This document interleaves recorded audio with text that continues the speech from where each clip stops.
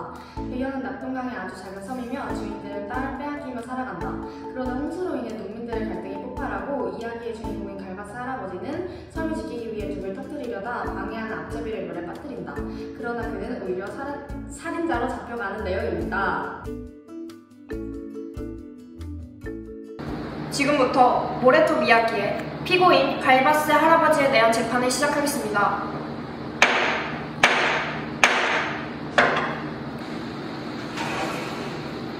피고인은 조마의 섬에 홍수가 나 둑을 파헤치는 과정에서 갈등을 겪은 한 청년을 물속으로 밀어 살인한 죄로 고발하는 바입니다. 다음은 변호인 측에서 반론해 주시길 바랍니다. 사건 당시 조마의 섬은 심각한 홍수에 처한 상태였고 실하지도 않은 뚝을 그대로 두었다면 온 마을 사람들이 뚝을 위기에 처할 상황이었습니다. 그런데 뚝을 파괴하는 과정에서 두 청년이 피고인과 마을 사람들의 행동을 이유 없이 방해하였습니다. 그런 상황에서 피고인의 행동은 살인을 위함이 아닌 마을 사람들의 안전을 위함입니다.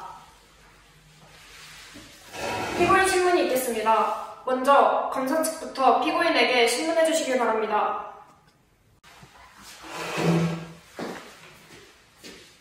사건 당시 홍수로 인해서 물이 마을 내에 가득 차고 탕류가 강했습니다. 맞습니까? 예, 맞습니다. 피고인은 피해자를 물속으로 밀었습니다. 맞습니까? 예, 그 청년이 자꾸 방해를 해서 밀었습니다. 피고인은 그러한 재난 상황에서 사람을 밀쳤을 때 피해자가 죽을 수도 있다는 생각을 하지 못하였습니까? 당시에는 눈앞에 있는 둑을 파괴한다는 생각에 정신이 없어 그런 생각을 할 틈이 없었습니다. 피고인의 직업이 무엇입니까? 어업을 위해 배기를 합니다. 그렇다면 피고인은 전문적으로 강가나 바다에서 일을 했을 뿐더러 사건 당시 홍수가 발생했을 때의 위험성을 잘 인지하고 계셨겠네요? 예, 아무래도 배기를 하다 보면 이런저런 사고가 많아 홍수가 있었을 때 위험성을 잘 알고 있었습니다. 그러니 마을 사람을 지키기 위해 그렇게 둑을 파헤치려고 했던 거예요. 그렇다면 피고인 본인은 그 위험성을 인지했음에도 불구하고 피해자를 물속으로 밀어 살인했다는 것이네요. 맞습니까? 예, 인정합니다. 피고인은 사고 후 경찰이 도착했을 때 경찰에게 뭐라고 하였습니까? 내가 그랬어 라고 했습니다. 그렇다면 피고인은 자백을 함으로써 피고인의 범행을 인정하신 겁니까? 예, 비록 살인의 의도는 없었지만 어쨌거나 제가 청년을 물에 빠뜨린 죽인 셈이니 살인을 부정하지 않는 바입니다. 그 당시에는 마을 사람과 우리 조마의 섬을 위한 최선의 선택이었습니다. 이상입니다. 이어서 변호인 측에서 피고인 신문을 해주시길 바랍니다.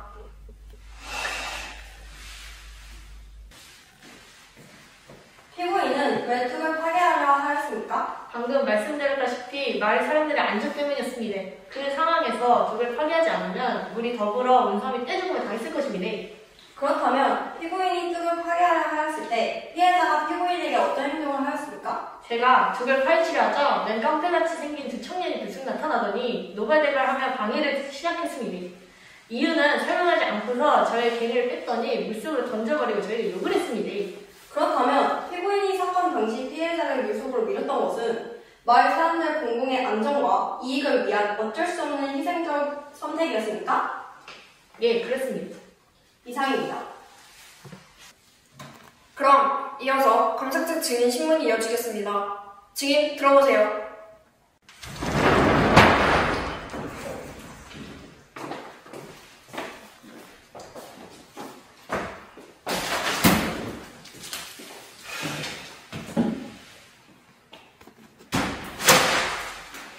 사건 현장에 있었던 피해자의 한 동료인 오덕팔 씨를 증인으로 신청합니다. 증인 예의를 갖추세요. 저는 이 법정에서 진실만을 말할 것을 맹세합니다.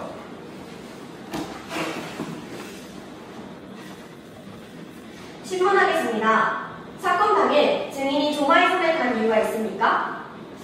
그날 조마의 섬은 많은 비가 내렸다고 전해져 다리에 이상이 생기지 않을까 걱정이 되어 갔습니다. 그래서 저와 제 동료는 조마의 섬에 있는 다리의 매립 작업을 위해 갔습니다. 그렇다면 현장에 있던 둑의 상태는 어떠했습니까? 많이 부실한 상태였습니다. 피고인이 둑을 파헤치려 하자 증인은 격하게 피고인의 행위를 막았습니다. 맞습니까?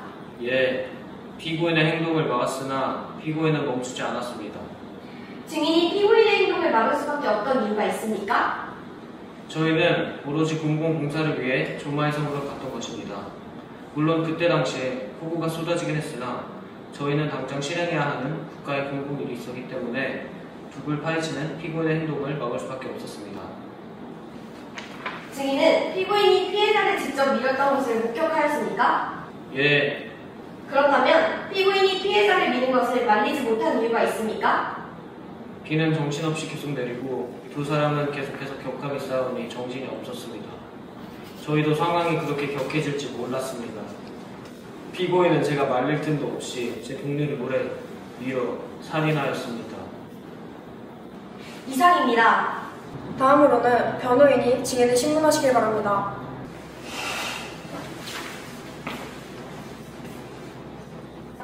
증인은 당시 조마이 섬의 상황을 알고 계셨습니까? 그 홍춘한 거요? 네, 조마의 섬에 도착했을 때 어느 정도 인지하고 있었습니다. 그렇다면 증인은 단지 나라 공공의 의무를 위해 마을 주민의 생명을 위협을 외면하신 겁니까? 이해했습니다. 지금 변호인은 유도신문을 하고 있습니다. 유도신문을 인정합니다. 변호인은 질문 방법을 바꿔주세요. 인정하는 바입니다. 증인과 피해자는 피고인의 행동을 방해하기 위해 괭이를 강제로 빼앗고 피고인에게 공격적인 어조로 대응하였습니다.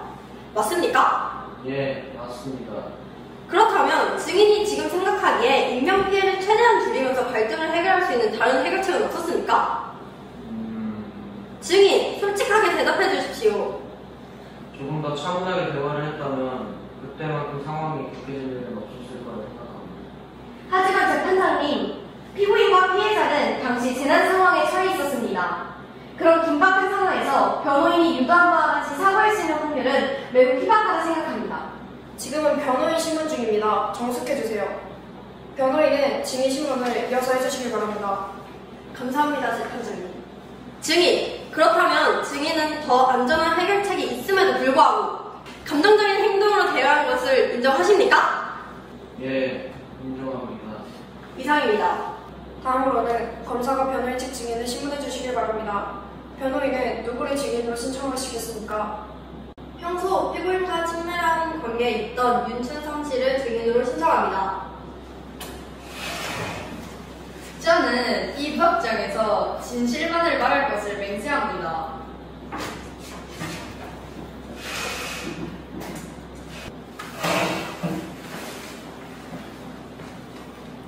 증인은 평소에 피고인과 어떤 관계였습니까? 평소 조마이섬에서 친구로 지내며 담소를 나누던 관계입니다. 그렇다면 증인과 피고인은 꽤 가까운 사이로 평소에 많은 대화를 주고받은 사이였다는 말인 거죠? 네, 그렇습니다. 피고인은 평소에도 소위 유력자들에 대한 불만을 가지고 있었습니까?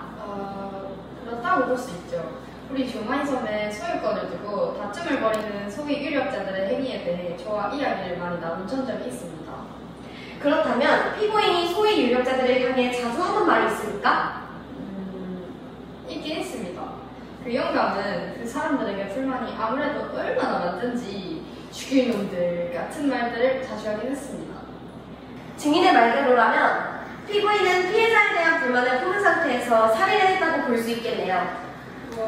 예, 그렇긴 한데 솔직히 그땐 그 청년들이 아니었더라도 북을 파헤치는 걸 방해하는 사람들은 그 영웅과 무조건 다쳐질 겁니다. 당장 사람의 목숨이 달려있는 상태인데 어떻게 제대로 된 판단을 내릴 수 있겠습니까? 증인, 진정하십시오. 지금은 증인의 개인적인 의견을 듣는 자리가 아닙니다. 개인적인 의견을 삼가해 주시고 질문에 대한 사실만 대답해 주시기 바라겠습니다. 죄송합니다. 평소에 그 영감이 우리 조마이섬 위에 얼마나 했었는지 잘 아니까 그 영감 마을 사람들 지키려다 자신이 살인죄를 끌려간 게 뭐 그래서. 증인, 다시 질문하겠습니다. 증인은 피고인이 피해자를 살인한 것이 우연히 밀린 게 아니라 의도적인 동작이었다고 보십니까? 네, 그 영감이 화가 나서 청년을 의도적으로 밀쳤습니다.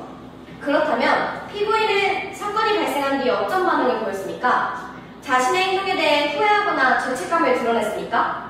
조금 놀라 보이긴 했지만 죄책감을 느끼는지는 잘 모르겠습니다. 그 후에 경찰이 오고 나서도 그 영감은 자신이 그랬다며 당당하게 자수했으니 말입니다. 게다가 지금 그 영감은 자신이 잘못한 게 없다고 생각할 겁니다. 오로지 마을 사람들의 안전을 위해 정당한 행위였다고.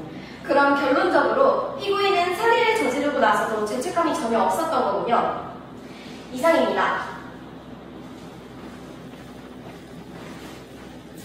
다음으로는 변호인이 증인을 신문해 주시기 바랍니다. 당시 조마이 섬은 물에 잠기고 있었습니다. 뚝을 막지 않으면 마을 전체가 휩쓸릴 수 있었던 상황이죠. 그런 상황에서 피고인은 마을을 지키기 위해 뚝을 파고 있었던 것은 맞습니까? 뱃일을 끝내고 돌아온 영감이 배에서 내리자마자 마을 사람들 위험하다며 그 둑을 마구 파헤치기 시작했습니다. 피고인은 평소에 폭력적인 사람이었습니까? 아니요, 그 영감이 말은 좀 세게 하지 폭력적인 사람은 절대 아닙니다. 이러한 점을 바탕으로 했을 때 증인은 피고인의 행동이 누군가를 해치기 위함이라고 보십니까? 그 상황에서는 단지 죽이기 위해서 믿었다고 보긴 어려울 것 같습니다. 그렇다면 피고인의 행동은 그저 공익과 공동체를 위한 행위였을 뿐 살인의 고의성은 전혀 없었다는 말씀이시죠? 네, 맞습니다. 마지막으로 사건 당시 순간 판단력이 흘려질 정도로 상황이 다급했습니까? 네, 정말 사람도 울리고 피도 너무 거세게 와서 온 마을 사람들이 다급하게 둑을 파괴했던 것 같습니다. 이상입니다. 이어서 변호인의 최후 변론이 있겠습니다. 존경하는 재판장님, 피고인은 조마이 섬의 마지막 주민 중 한 사람이었습니다. 그가 살고 있던 땅은 개발이라는 이름으로 숨을 위기에 놓였고 수십 년의 일꾼 터전이 하루아침에 사라질 위기에 처했습니다. 그런 가운데 그는 오직 마을을 지키겠다는 일념 하나로 둑을 파고 있었던 것입니다. 그 순간 한 청년이 등장해 그를 막으려 했습니다. 그리고 비극이 벌어졌습니다. 청년은 물속으로 빠졌고 피고인은 그것을 막지 못하였습니다. 하지만 이 자리에서 분명히 해야 할 것이 있습니다. 피고인은 청년을 해치려 한 것이 아닙니다. 그는 마을을 살리려는 절박한 심정으로 그 자리에 있었고 그 상황은 급박하고 충돌적이었으며 극도로 심리적 압박 속에 벌어진 일이었습니다. 증인 윤춘삼 씨의 진술에서도 밝혀졌듯 피고인은 평소 온순한 성격의 사람이었고 공동체를 위해 늘 앞서던 분이었습니다. 그가 그 순간 청년을 살해할 의도를 갖고 움직였다고 보기에는 너무 많은 정황이 맞지 않습니다. 그는 살인범이 아닌 공동체가 무너지는 시대의 한가운데서 절박하게 몸부림치던 사람입니다. 존경하는 재판장님, 우리는 법의 판단을 넘어 한 인간이 감당해야 했던 시대적 고통과 도덕적 갈등도 함께 들여다봐야 합니다. 부디 이 사건을 단순한 살인으로 보지 말고 한 노인의 절박함과 무너지는 마을을 향한 헌신 그리고 비극적 선택의 무게를 함께 생각해 주시길 부탁드립니다. 이상입니다. 그럼 검사는 구형해 주십시오. 존경하는 재판장님, 조마이 섬이라는 마을이 사라져가는 와중 우리는 한 생명의 죽음을 맞이하게 되었습니다. 그러나 피고인 본인은 마을을 지키기 위해 행동했다고 주장합니다. 그러나 우리가 기억해야 할 것은 그 어떤 명분도 생명을 해칠 권리를 줄 수 없다는 것입니다. 증언에 따르면 청년은 공익을 목적으로 뚝을 막으려 했고 피고인은 그를 물속으로 밀어넣는 직접적인 해결을 했습니다. 그것은 순간의 충동이 아니라 자신의 신념을 위해 타인의 생명을 제거한 본인의 선택인 것입니다. 그렇다면 묻겠습니다. 자신의 신념과 가치가 다르다는 이유로 타인을 밀쳐 죽이는 일이 용인되어야 합니까? 마을이라는 공동체를 지키기 위해 한 사람을 희생시켜도 괜찮다는 논리는 결국 법의 존재 이유를 부정하는 것입니다. 법은 감정을 판단하지 않습니다. 법은 오직 행위의 결과와 책임을 따져야 합니다. 피고인은 고령이며 마을을 위하려는 나름의 의도가 있었을 수 있습니다. 그러나 그가 한 사람의 생명을 앗아간 사실은 분명하며 이는 우리 사회의 정의와 질서를 위해 반드시 책임을 물어야 할 일입니다. 이에 검찰은 피고인에게 징역 5년을 구형하는 바입니다. 2025년 5월 21일 피고인의 살인사건에 대한 판결을 선고하겠습니다. 피고인은 조마이 섬이라는 공동체를 지키기 위해 개발로 인한 수모를 막으려는 의도로 둑을 파괴하고 있었습니다. 이 과정에서 이를 막기 위해 나타난 청년과 마찰이 있었습니다. 본 법정은 다음과 같은 사실을 인정합니다. 첫째, 피고인의 행위로 인해 청년이 사망한 사실은 증인 윤춘삼의 일관된 진술과 주변 정황들을 통해 명백히 입증되었습니다. 둘째, 피고인은 청년의 접근을 인지하고 있었으며 직접적인 신체 접촉을 통해 그의 물속으로 미친 점을 고려할 때 고의성이 일부 존재한다고 판단됩니다. 본 재판부는 생명권은 어떠한 경우에도 절대적으로 보호받아야 할 가치가 있음을 다시 한번 강조합니다. 공동체를 위한 행동이라 하더라도 타인의 생명을 침해하는 행위는 결코 정당화될 수 없습니다.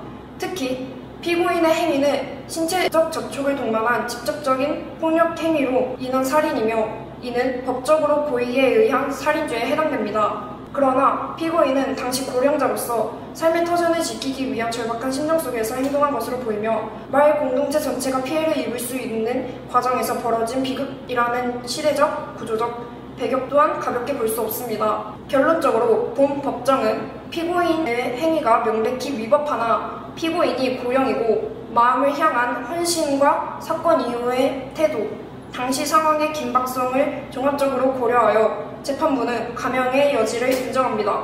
따라서 피고인에게 징역 9개월, 집행유예 1년을 선고합니다.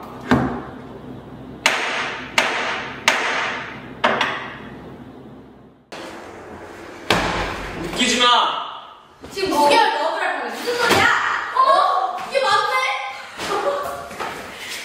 말도 안 돼.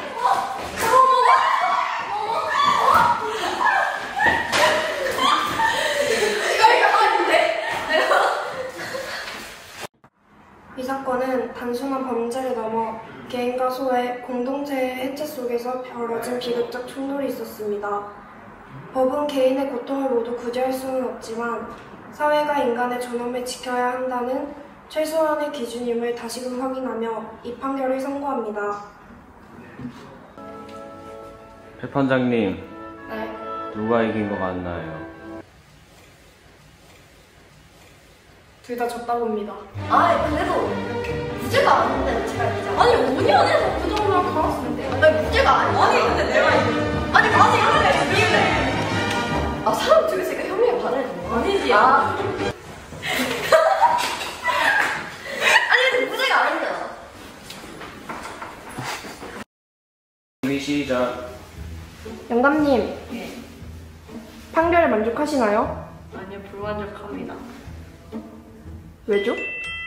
내 땅인데 난 억울하게 이렇게 당했는데 내가 죄를 가져야 되나 라는 생각을. 그럼- 근데 내가 죽인 걸 맞긴 해, 인정해.